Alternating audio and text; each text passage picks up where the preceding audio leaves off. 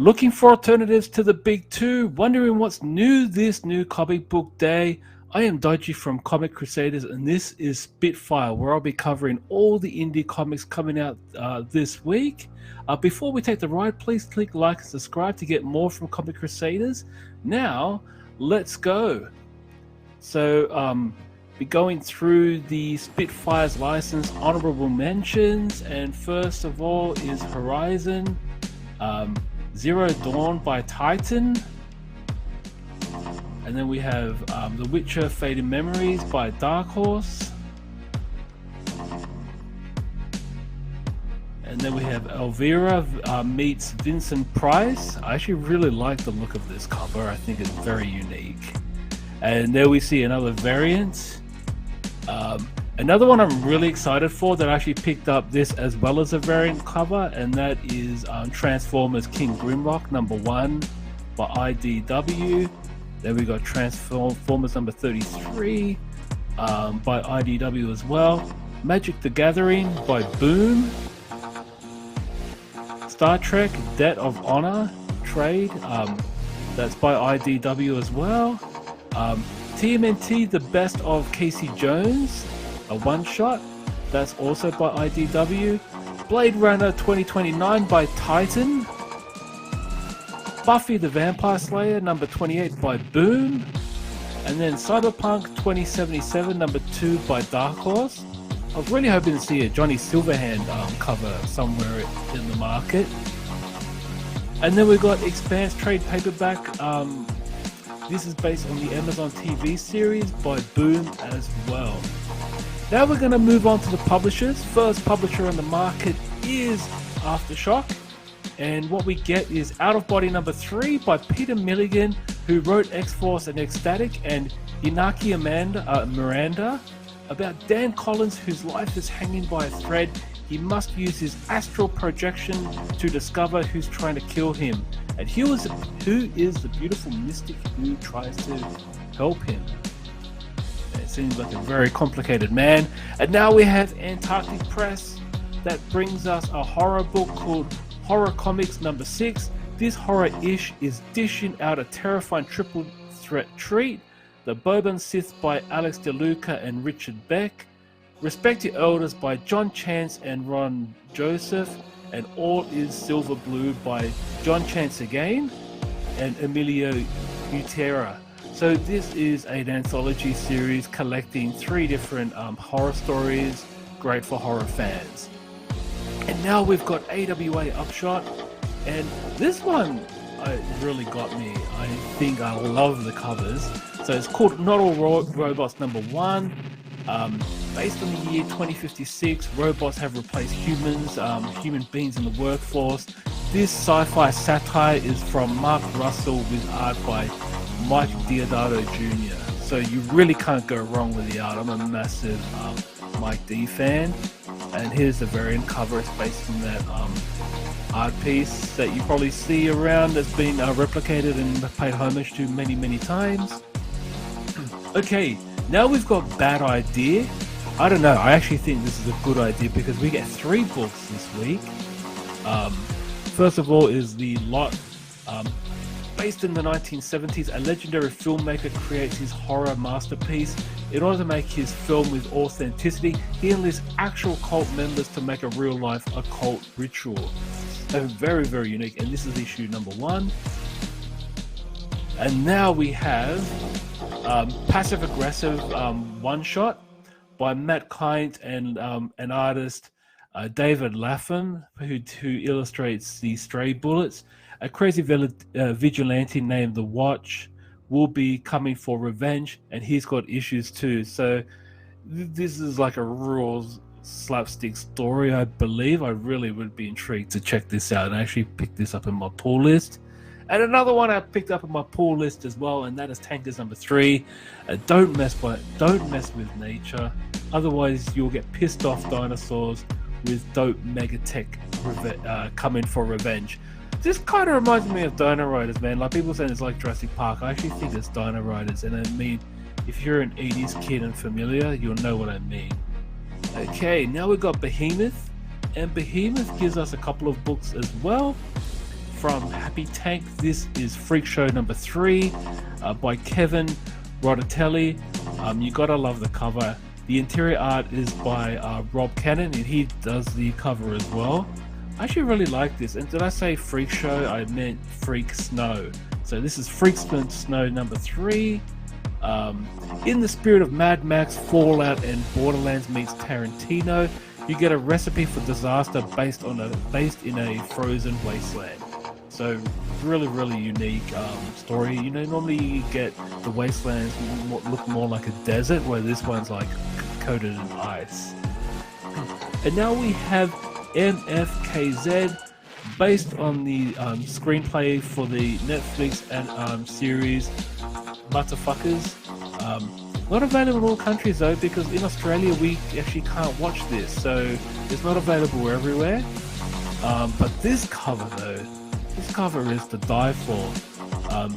It's by Do It All Creator Run, and I mean his art style is unbelievable, I'll tell you what.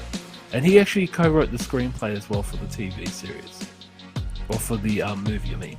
Okay, now we've got Boom Studio, and this we have Basilisk.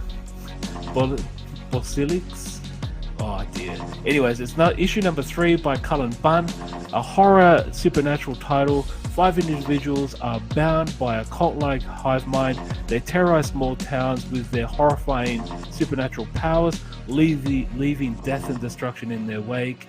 The interior arts is by Jonas Schaff, and they're absolutely gorgeous. Cover as well. It's a very nice looking cover. We get to see some variants right here. Okay, and another book by Boom, and we have 7 Secrets number 11 by Tom Taylor. The Order secrets are bestowed to Eva, and as a result, an impossible discovery is made, changing everything in its wake. With Eva, who, you know, she's been given a massive responsibility, so see what happens there. Another variant cover for you. And then we have WYND, a queer fantasy story by James Tynion IV, who's again killing it in indie comics. You know, get a load of the art style. Like Michael Danielis' art is absolutely gorgeous, man. Like, it's really nice. And I mean, it has that, you know, kind of that animation like style that looks really pleasant to look at. You just going to keep reading it. And now we have Coffin Comics, who is the publisher of Lady Death, and they bring us Lady Death Volume 3. Lady Death has been a bad girl. She's changed her ways from being absolute evil. You know, I mean, really, why would a protagonist be so evil? Why would we want to read it? But then again, why wouldn't we? But what has changed? Now she's a champion of the damned. So she's basically just, you know, trying to prove to the depths of hell that she's a changed woman. And now we have Lady Death Treacherous Infamy. If you mix the Kickstarters, you can get it here. Before LD's cursed sleep begins, witness the secrets of her doomed romance with Ravenheart. She then comes into the present-day world. Will she be seen as a friend or foe? It collects Nightmare Sympathy, which is Chapter 18, Scorched Earth, which is Chapter 9, and Blasphemy Anthem, Chapter 10. It's available on softcover and hardcover, so you can make your choice. And now we have Dark Horse. And Dark Horse gives us a few books this week. First one is the Shadows hardcover. It's a trade. To apply for the asylum, refugee number 214 and his sister flee their homes to cross the border. This book has a deep story of loss and the urge to survive. It actually looks really deep. And now we have something a bit different. This is Soupy Leaves Home Soupy Leaves Home hardcover. Pearl Plankett. She runs away from her home to escape an abusive father and an unhappy future. She then disguises herself as a boy named Soupy and hitches a ride with an unlikely hobo, setting off on a coming-of-age adventure. This is by Meryl Jaffe, a PhD, so yeah, it's really interesting. And then another book that looks looks absolutely brilliant. This is Operation Dragon trade paperback. After World War II, the Pacific, a mythic adventure unfolds by 3 American soldiers, a disgraced ex-cop and a mobster trying to flee the past, and an intelligence officer with mysterious motives investigates a top-secret Japanese super weapon, a deadly force-trained dinosaur. Like, you don't need Godzilla when you got something like this. Yeah, it looks awesome. I love it. I love the cover. I love dinosaurs, man. I've got a soft spot for dinosaurs. And now we have The Golem Walks Among Us, #1. This is by Mike Mignola and Christopher Golden. The Golem has awaited after a long slumber, and now he seeks revenge against evil witches who terrorize humanity. It's quite interesting. The covers are very nice as well. And then we have BPRD, Hell on Earth #2. The team hunt down a mad Russian scientist in the Scottish Highlands, only to be ambushed by a horrifying savage ghost. Yeah, you got to be careful when you work for the BPRD. And then we have The Worst Dudes #3, a sci-fi detective story which is labeled as dirty, filthy, and repulsive enough to turn your white pages yellow. You should ask yourself, what am I looking at here? You should be ashamed of yourself, and what is Dark Horse thinking? Well, folks, are you sold yet? And then we have Usagi Yojimbo Saga Book #2. Interesting that Usagi is now with IDW and Dark Horse are actually still publishing trades. I thought that was really interesting. This is an old rabbit rodent adventure where he fights a Lord of Owls, Inspector Ishida, and more. New original art by Stan Sakai. Collects Usagi Yojimbo Volume 3, #7 to 30, and Green Permission. And now we have Dynamite Entertainment. And interesting though, Dynamite didn't bring us one book this week. And then it's Vampirella #22. But mind you though, there's about 300 variant covers. No, I exaggerate. There's probably about 10. Building up to issue #25, The Long Night concludes. To celebrate Vampy's 50th anniversary, the Prelude finds our dark heroine finally home for an interstellar journey, but pursued through the cosmic gateway by an enigmatic vampire murdering Shane. Not me, but a different Shane, who follows a twisted agenda all on his own to seek out the oldest and deadliest of the undead and set in motion events that would change Vampy forever. So it really actually seems pretty decent what they're leading up to here, I must say. And 50th anniversary, I mean, good golly, who would have thought? There's another variant there.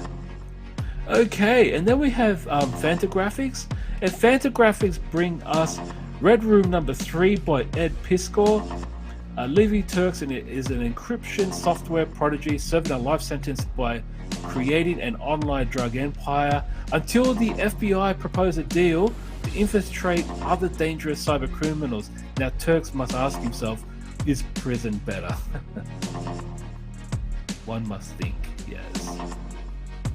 Very nice looking. And here's a publisher I haven't really seen before. And this is First Second Books, The Adventure Zone, Volume 4, the Crystal Kingdom. This is the 4th installment of the #1 New York Times bestseller, Adventure Zone. So this is a graphic novel series inspired by, and it's for fans of Dungeons and Dragons. This is based on the smash hit podcast, if you've heard of it. And now we move on to Heavy Metal Magazine. And Heavy Metal Magazine bring us Amber Blake Operation Dragonfly one-shot. This is a Belgian comic written by Belgian supermodel Jade Lagadier.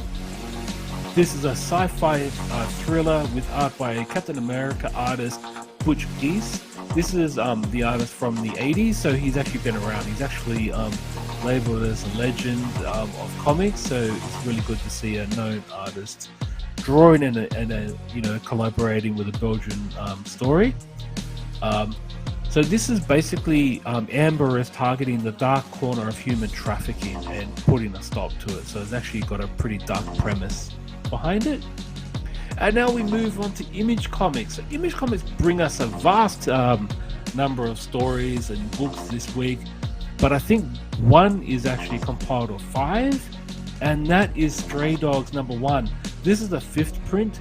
This is a 5-issue Don Bluth style suspense thriller by My Little Pony artist Tony Fleeks and Trish Forstner. Stray Dogs is literally Lady and the Tramp meets Silence of the Lambs. I mean, when you look at the interior art, it actually looks beautiful. And then we see this is #2, 4th print. We have #3, which is also 4th print. #4, 4th print. And then #5, which is the final issue, and this is the 2nd print. So if you miss out on this one, I'm sure you're about to get more down the track when they release maybe a 6th print, because these books are hot. These are like Al Mega said, this is the book of 2021. Okay, now we've got The Walking Dead Deluxe #20 by Kirkman and Adlard. So Michonne's arrival has disrupted the balance with a newfound prison community. This is retelling the classic Walking Dead story with color and commentary. So, you know, that's what the deluxes are. They actually are retelling of the old stories. And here we see some variants as well. And now we have Geiger #5. I couldn't believe to see Jeff Johns steering away from DC and creating an indie comic with art by Gary Frank and Brad Anderson. Geiger's quest to find sanctuary takes him deep inside the remnant of the old world and face to face with the desperate survivors within. When a heartbreaking discovery puts them to odds with Geiger, an ancient warrior is awakened with one mission: bring down Geiger, dead or alive. There we see a variant there. And now we have The Good Asian #4 of 10. So this is a 10-part series, issue #4. This is a crime mystery. Hark suffers from a devastating blow as Chinatown's Huey Long killers are close to home, leading Hark to begin peeling back the layers of his family's chilling secret. Let me see the variant there. Now we have Commanders in Crisis #11 of a 12-part series. This is by Steve Orlando. Every hero left on the last Earth, left in the last reality, turns out to be an extinction society. Can we be good enough long enough? We better hope so, because the fate of the Earth might be once rested in the hands of the Crisis Command. But who puts it in ours? There we see a variant there. And then now we have The Me You Love in the Dark #1 of 5. This is by Scotty Young. So if you know the Marvel cover artist, he's also writing a horror book here with artist Jorge Corona. With a brand new haunting tale, Ro, an artist, goes into an old house to retreat from the grind of the city to find something unexpected. Obviously, he decides to move to a haunted house. And now we have Trover Saves the Universe #1. This is for the fans of Rick and Morty. They also say Mega Man fans would like this as well. This is set in a world by co-creator Justin Roiland's hit video game series called Trover Saves the Universe, with art by Do-It-All Tess Jones. This has a very much Rick and Morty's art style to it, as you can see from the cover. The interiors look very similar as well. And then we have a variant. And now we have Firepower, a martial arts story by Robert Kirkman with art by Chris Samney. Owen thought he and his family would return to their normal lives, but the Serpent's Omen is calling that for a reason. So definitely there's a lot of trouble there. And now we have Stillwater, a horror mystery story by Chip Zdarsky with art by Ramon Perez. Ted welcomes new visitors to the Stillwater with open arms, but it's too bad for Faith. Seems interesting there. And now we have Skybound X #5, so this will be the final. Hopefully, there's 5 weeks in a row that we've had the Skybound X to celebrate the 10th anniversary of the launch of Skybound imprint. This also has Rick Grimes 2000. This has a conclusion. plus the new 6 sidekicks of Trigger Keaton and Gasolina stories, and also a brand new story which is top secret. See the variants. And now we have Hey Kids Comics. So this looks like a a tribute to the way artists and writers talk to each other, to talk to printers and editors, and getting the stories out there. This is created by Howard Chaykin, who's an industry legend. American Flag, Star Wars, original Star Wars with Roy Thomas back in the late 70s, early 80s. So this book has more trials and triumphs, mostly trials, because obviously everyone's got to try it one time or another. Drawn from the way things really happen as a business built on cheap paper and cheaper ideas became the foundation of the entertainment world's modern day ATM. Well, if you think about it, what like comic book movies out, it is basically an ATM, especially for Disney. And now we have 7 to Eternity, number 17. This has the conclusion of the Spring of Zal storyline. What new story would come in the next issue, number 18? So we shall see. So definitely, if you missed out, I'm sure there are trades out there that you can pick up to get more from 7 to Eternity. And now we have Scout Comics. And Scout Comics bring us a story called We Don't Kill Spiders, number 1. In the early Viking Age, a faithless Norseman detective is summoned to identify a mystery spree of murders. He seeks assistance and guidance from a witch, and to prevent more homicides, they team up to find this serial killer. Actually, seems pretty interesting. And then we have Titan Comics. And Titan Comics bring us Elric Stormbringer from the Michael Moorcock Library, hailed as a modern masterpiece on its first release and considered to be Russell's finest work. This volume collects the critically acclaimed Eisner-winning 7-issue miniseries, adapted and drawn by writer-artist P. Craig Russell, who worked directly with Michael Moorcock on the scripts. And then we have Zenescope, so this tops it off. So they bring us 3 books this week. First one is Van Helsing versus the League of Monsters trade paperback. 182 pages of madness. The odds are not in her favor, and it doesn't look good for the legendary vampire hunter. This collects issues number 1 to 6. And then now we have Van Helsing versus Dracula's Daughter trade paperback.